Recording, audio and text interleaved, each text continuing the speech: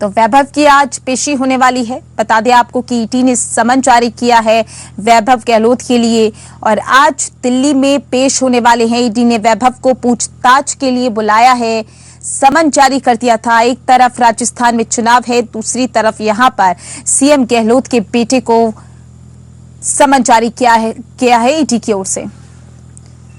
और ज्यादा जानकारी के लिए हमारे संवाददाता मनोहर हमारे साथ लगातार बने हुए हैं। मनोहर, क्योंकि एक तरफ चुनाव, दूसरी तरफ सीएम गहलोत के बेटे वैभव को ईडी का समन, क्या कुछ ज्यादा जानकारी सामने आ रही है?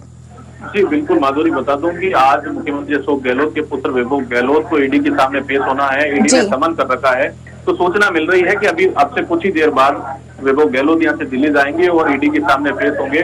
लेकिन अब आज मतदान का दिवस है, तो ये देखना होगा कि कब तक पहुंचते हैं। लेकिन अपना मतदान करने के लिए कुछ ही देर में वैभव गहलोत यहाँ आने वाले हैं। इसके बाद सीधे दिल्ली के लिए निकलेंगे।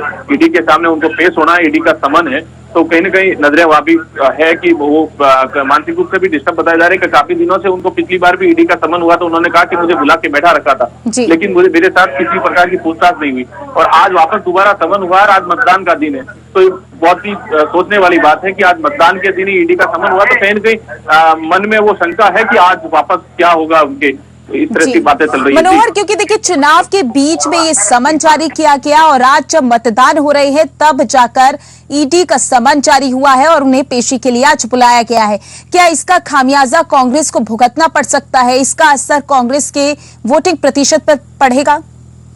माधुरी, में आपको स्पष्ट कर दूं कि जिस तरह से पिछले इस लंबे समय में ईडी की कार्रवाई विपक्ष के नेताओं पर हो रही है, तो आम जन में और युवाओं में इस तरह का एक माहौल हो गया है कि ये विपक्ष के खिलाफ ईडी का एक तरह का कार्रवाई होना कहीं न कहीं नेगेटिव है। आज की तारीख में युवा ये चाह रहा है, युवा ये समझ रहा है कि ये विपक्ष के साथ ही जो भाजपा ज्वाइन कर लेता वो कहीं न कहीं उसके ऊपर ईडी की कार्रवाई बाद में नहीं होती है। तो ये मैसेज अब ईडी का कई मायने नहीं रखता। ये साफ है, युवाओं में भी ये संदेश जा चुका है कि ये एक दूसरे की द्वेष भावनाओं के कारण इस तरह की कार्रवाइयां हो रही है। जी मनोहर, मैं चाहूंगी एक बार आप दर्शकों को बताएं कि किस सिलसिले में ये समन जारी किया गया है और जब पहली बार पूछताछ के लिए उन्हें बुलाया गया था तब क्या कुछ सवाल किए गए थे या फिर नहीं किए गए थे, और इस बार आज क्या कुछ हो सकता है?